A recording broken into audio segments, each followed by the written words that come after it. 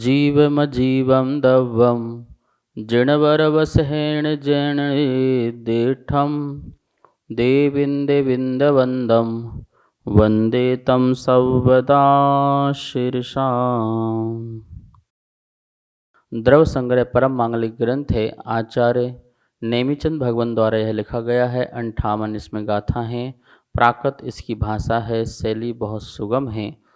6 द्रव्य 7 तत्व 9 पदार्थ मोक्ष मार्ग और ध्यान का इसमें वर्णन है।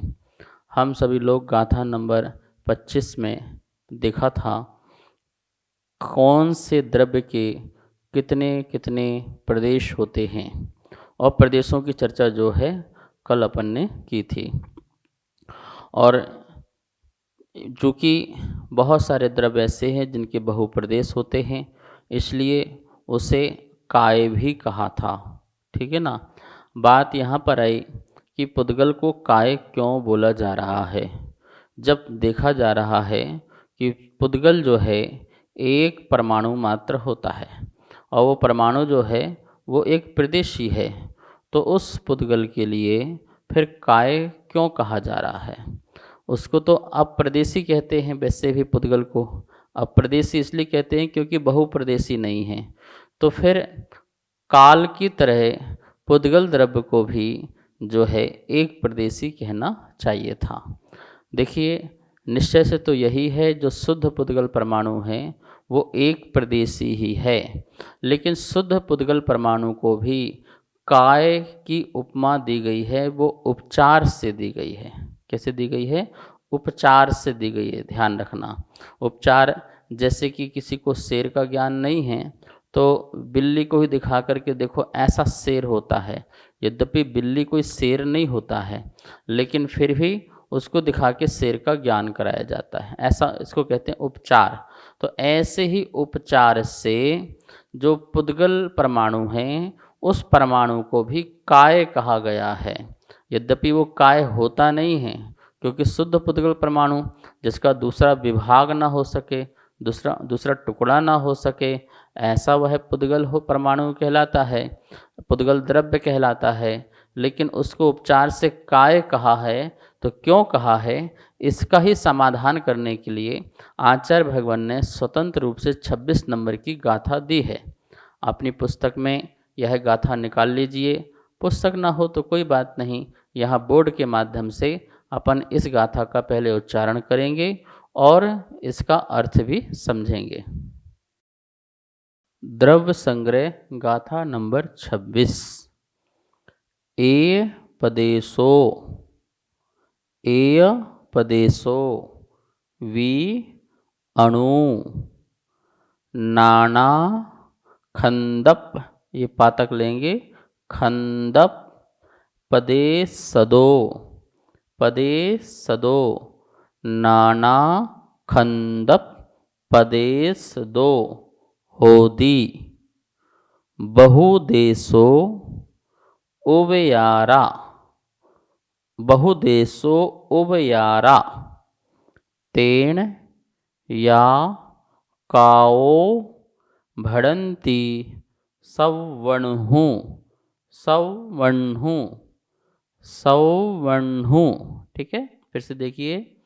ए पदेशो वि अणु नाना खंदप पदेशदो होदी बहुदेशो उभयारा तेन या काओ भड़ंती सवर्णु।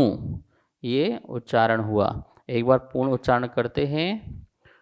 एय पदेशो वि अणु नाना खंदप पदेशदो होदी बहुदेशो उभयारा तेन या काओ भड़ंति सवर्णु।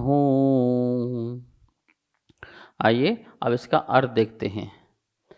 एय पदेशो, एय पदेशो वि, क्या कह रहे हैं? एय, ए मतलब एक, प्रदेशो प्रदेशी होने पर भी, वि मतलब भी, एय पदेशो भी एक प्रदेशी होने पर भी अणु, अणु जो है कैसा है, नाना खंड पदेशदो होदी, नाना, नाना अनेक, खंदप, खंड, खंड मतलब स्कंध, नाना स्कंध प्रदेशो, प्रदेश होने के कारण, अनेक स्कंध प्रदेश होने के कारण इसे बहुदेशों, बहुदेशों बहुत प्रदेशी वाला होदी होता है। अनेक या नाना स्कंद प्रदेश होने के कारण यह अणु जो है बहुदेशों, बहुदेश मतलब बहुत प्रदेशी वाला होदी होता है। कैसे होता है, उबयारा, उबयारा उपचार से, किससे, उपचार से एक प्रदेश वाला भी अणु नाना स्कंध प्रदेश वाला होने के कारण इसे बहुदेशो होदी, इसे बहु प्रदेशी कहते हैं। ठीक है, फिर क्या लिखा है, तेण इसलिए, तेण इसलिए, या काओ भड़ंती, इसलिए काओ मतलब काय, या मतलब और तेण इसलिए काओ भड़ंती, इसको काओ मतलब काय, भड़ंती कहते हैं। कौन कहते हैं, सवर्णु, सर्वज्ञ भगवान कहते हैं।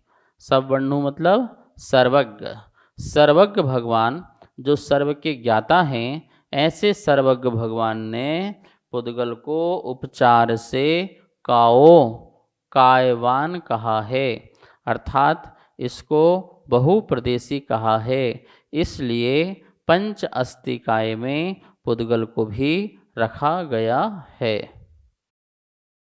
अब गाथा का एक एक शब्द का अन्वयार्थ देखते हैं। यहाँ लिखा है, ए प्रदेशो वि अणु, एक प्रदेशी होने पर भी अणु, नाना खंड प्रदेश दो, नाना स्कंद होने के कारण बहुदेशा, बहुप्रदेशी होदी होता है। या और तेण इसलिए सवर्णु सर्वज्ञ देव इसे उबयारा उपचार से काओ कायवान भड़ंती कहते हैं। इस प्रकार एक एक शब्द का अर्थ आपने देख लिया। देखो, जब भी हम गाथा पढ़ते हैं तो आचार्य भगवान कहते हैं कि हमें गाथाओं को किस प्रकार से पढ़ना चाहिए। पहले तो गाथा जिस छंद में लिखा हुआ है उस छंद की लयबद्धता के साथ हमें गाथा का उच्चारण करना चाहिए, शुद्ध उच्चारण करना चाहिए। और उसके बाद गाथा का जो है शब्दार्थ, जिसे अन्वयार्थ कहते हैं, शब्दार्थ, एक एक शब्द का अर्थ पढ़ना चाहिए।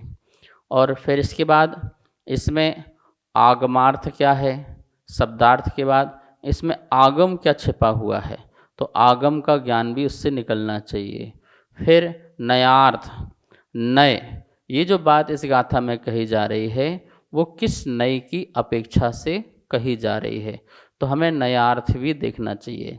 फिर मतार्थ, मतार्थ मतलब किस मत से, किस मत का इसमें जो है इसमें मंडन हो रहा है और किस मत का इसमें खंडन हो रहा है, तो खंडन मंडन की अपेक्षा से मत भी देखना चाहिए कि जैन दर्शन का मत इससे सिद्ध होता है या अन्य मत का इसमें खंडन होता है, तो मत भी देखना चाहिए या सिद्धांत भी देखना चाहिए किस सिद्धांत से बात हो रही है।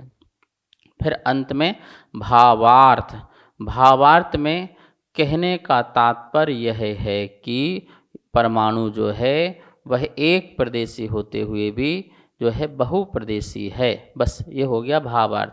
जो हमने इतना कहा उसका अंत में कंक्लूजन निकाल देना और कम शब्दों में संक्षेप वाक्य में उस गाथा का अर्थ बता देना, इसका नाम होता है भावार्थ। और भी होते हैं जैसे भाषार्थ, भाषार्थ भाष्य, भाष्य में क्या होता है, अपना भी भाष्य करना, अपना भी उसमें विचार देना, उसे आगम की दृष्टि से अपना भी उसमें विचार देना, वो भाष्यार्थ कहलाता है। और भी है टीकार्थ। टीकार्थ में एक एक शब्दों का आप जो है खुलासा कर सकते हैं कि एक एक शब्द क्या कहना चाह रहा है। तो एक शब्द का भी आप परिभाषा बना सकते हैं, वहाँ पर उसकी व्युत्पत्ति अर्थ दे सकते हैं, वहाँ पर उसकी निरुक्ति दे सकते हैं। तो इस प्रकार टीकार्थ अर्थ भी हो सकता है। तो आपने देखा कि एक गाथा को कितनी तरीके से हम जान सकते हैं, समझ सकते हैं। यहाँ मैं इसलिए बता रहा हूँ कि देखो यहाँ पर नियम से, सिद्धांत से, तो आगमार्थ से तो जो परमाणु वो एक प्रदेशी ही है, ये तो सब जानते ही हैं कि एक प्रदेशी है, क्योंकि परमाणु वह है जो हमारे इंद्रिय गोचर ना हो, परमाणु वह है जिसका कोई दूसरा टुकड़ा ना हो सके।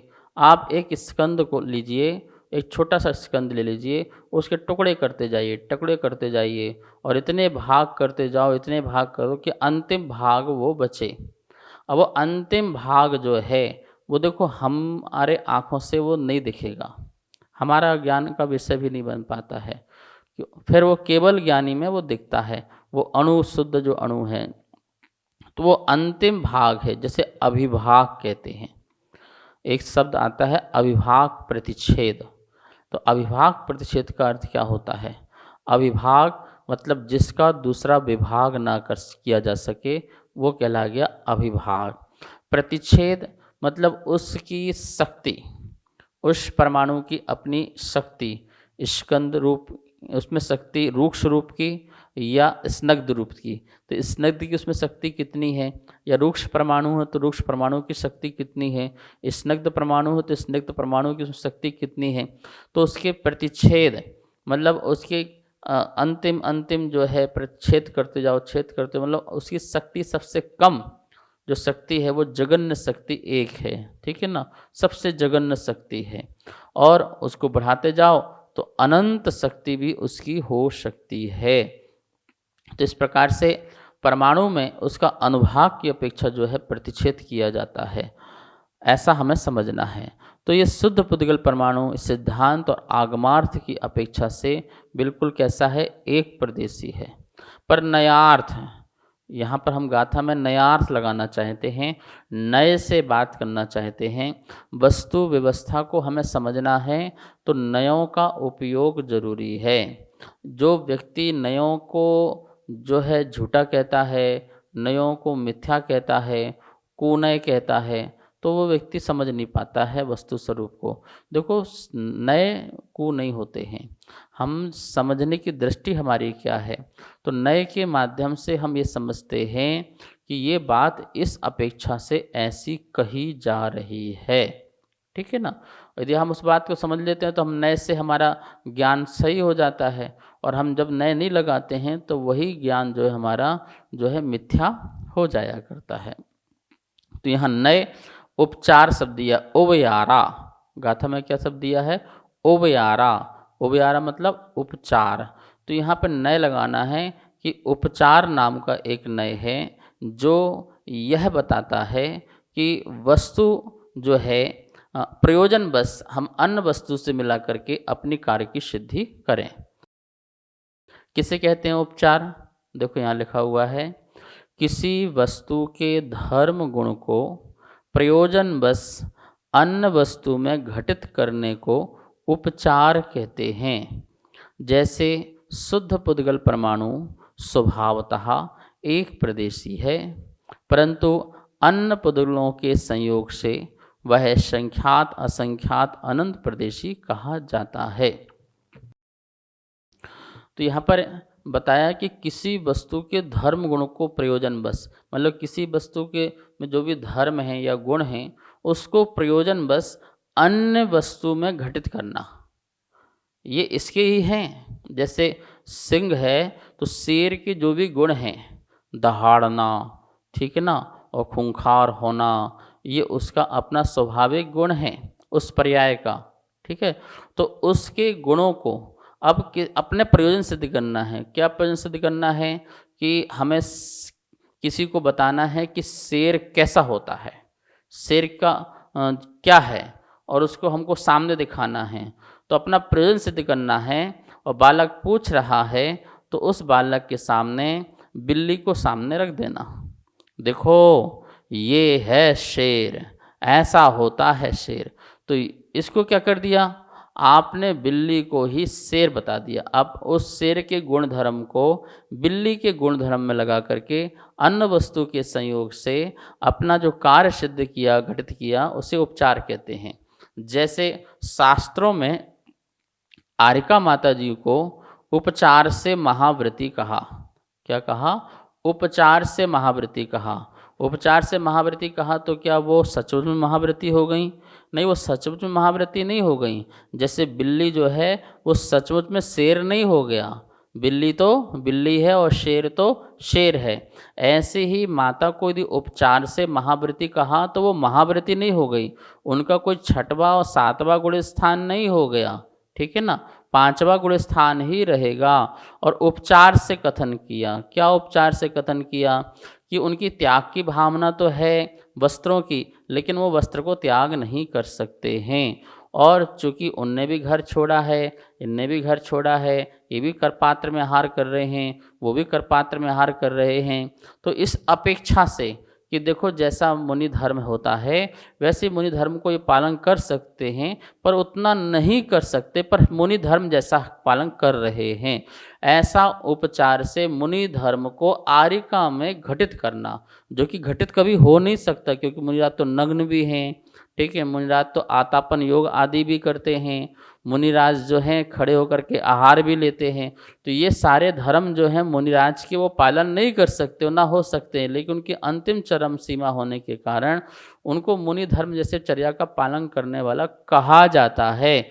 वैसे होते बिल्कुल भी नहीं हैं, ठीक है ना। तो ऐसे ही यहाँ पर एक परमाणु को कायवान कहा जा रहा है, बहुप्रदेशी कहा जा रहा है, क्योंकि वह जो परमाणु हैं अन्य और परमाणुओं के संयोग से वह स्कंध को प्राप्त हो जाता है। किसको प्राप्त हो जाता है? एक स्कंध बन जाता है, संख्यात रूप में, असंख्यात रूप में, अनंत रूप में। वह संख्यात परमाणु मिलाकर के संख्यात प्रदेशी हो जाता है, असंख्यात परमाणु मिलकर के असंख्यात प्रदेशी हो जाता है, अनंत परमाणु मिलकर के अनंत प्रदेशी हो जाता है। तो इस प्रकार से वह जो है परमाणु को काय कह दिया जाता है। परमाणु को तो मैंने आपको बता ही दिया कि जो अंतिम अवस्था वाला वही परमाणु होता है, वही पुद्गल द्रव्य है। अब देखो एक स्कंद में मान लो कि एक स्कंद में मान लो 100 परमाणु हैं, तो वो एक एक परमाणु भी वो अपना एक एक प्रदेशी ही है। सब मिलकर के वो 100 परमाणु 100 प्रदेशी कहलाएगा, अर्थात संख्यात प्रदेशी कहलाएगा, ठीक है ना। तो यहाँ पर उसमें स्कंद होने की शक्ति है, अर्थात मिलकर के एक बड़ा पिंड बनने की शक्ति है। इस उपचार से उस एक परमाणु को भी काय की उपमा दी गई है, और इसलिए इसको पंच अस्थि काय में आचार्य भवन ने गर्भित किया है। अब यहाँ पर जब प्रदेश प्रदेश की बात आ रही है तो प्रदेश किसे कहते हैं, इसका लक्षण जो है आचार्य भवन स्वतंत्र रूप से 27 नंबर गाथा में कहेंगे। कल इसको अपन समझेंगे, समय हो चुका है। आइए माँ जनवाणी की स्तुति करते हैं। वाणी के ज्ञान ते सूझे लोकालोक, सो वाणी मस्तक नमो, सदा देत हूँ धोख, सदा देत हूँ धोख। सबको बहुत बहुत मंगल आशीर्वाद। इस कार्यक्रम के पुण्यार्जक थे श्री खंडेलवाल दिगंबर जैन मंदिर, राजा बाजार, कनॉट प्लेस, नई दिल्ली, एवं श्री खंडेलवाल दिगंबर जैन मंदिर, वैदवाड़ा, दिल्ली के अंतर्गत खंडेलवाल दिगंबर जैन पंचायत, दिल्ली। जिनेंद्र जैन नरपतिया अध्यक्ष, धीरज जैन कासलीवाल महामंत्री, विजय लोहाड़िया विक्की उपाध्यक्ष, गौरव पाटोदी मंत्री, विनोद पांड्या कोषाध्यक्ष।